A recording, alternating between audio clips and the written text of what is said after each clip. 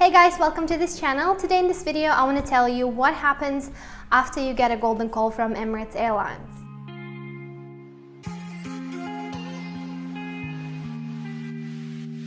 So if you guys are new here, my name is Nazira and I am ex-cabin crew from Qatar Airways as well as ex-crew from Emirates Airlines.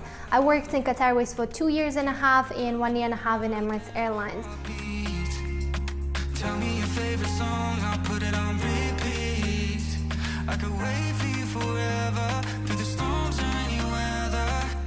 Yeah, you're like New York in the sunshine. When I've got my golden call, I was living in Dubai, and they also sent me an email where they would explain all the steps that I have to do, which is why I want to tell you that if you get the golden call, it doesn't necessarily guarantee your employment with Emirates. There's another whole process to do as well. The joining process is going to be through career portal where you'll have an access and you'll have to upload all the documents that are required or missing.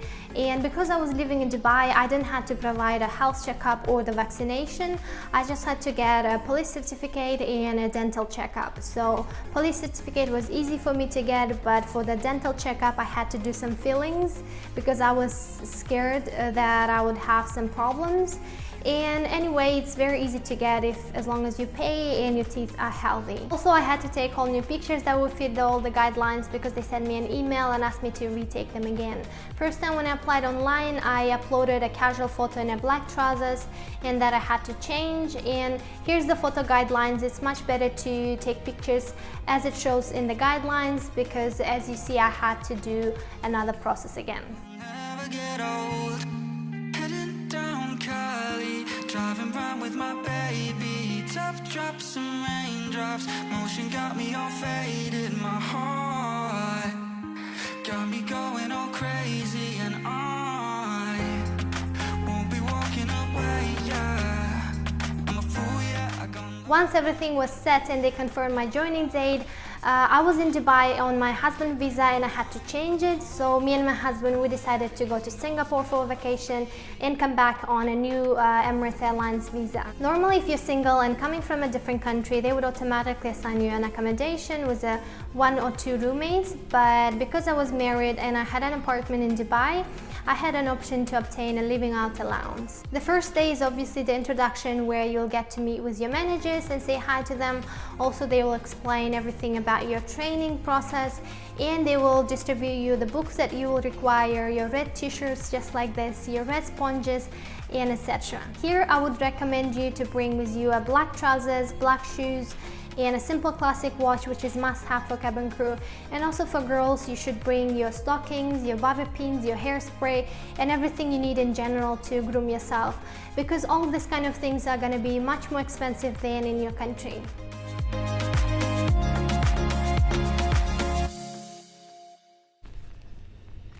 After that, you're going to be separated into batches, and these people who end up being in your batch will be your family for the first 2 months. And from the day one, you're going to learn about different cultures, different people, and have to be mindful and friendly in the same time, which is truly amazing experience, to be honest. So once the training starts officially, you're going to learn so many things. You're going to learn about GMT, SCP, customer service, security, and etc.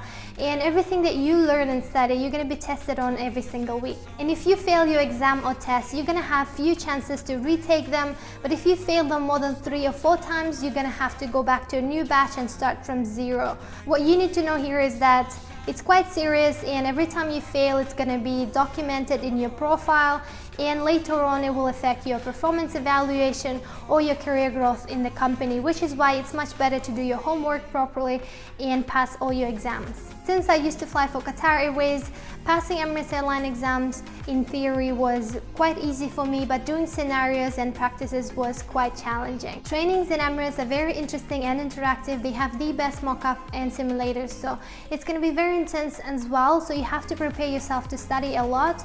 The knowledge that you get are very important in your career. Even after completing your trainings, you're going to be under 6 months probation where they're going to evaluate your performance, which is why this job always stimulates stimulates you to study and know your stuff.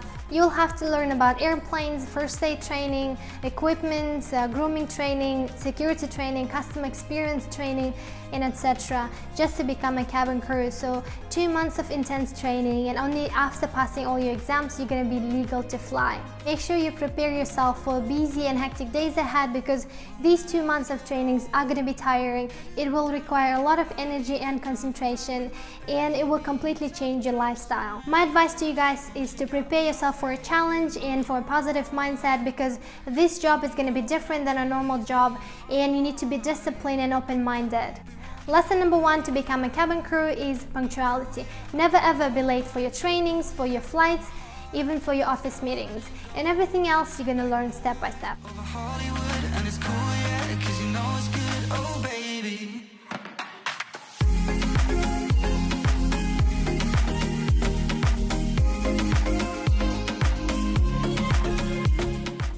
That's all what I have for you guys. Thank you so much for watching, and don't forget to subscribe.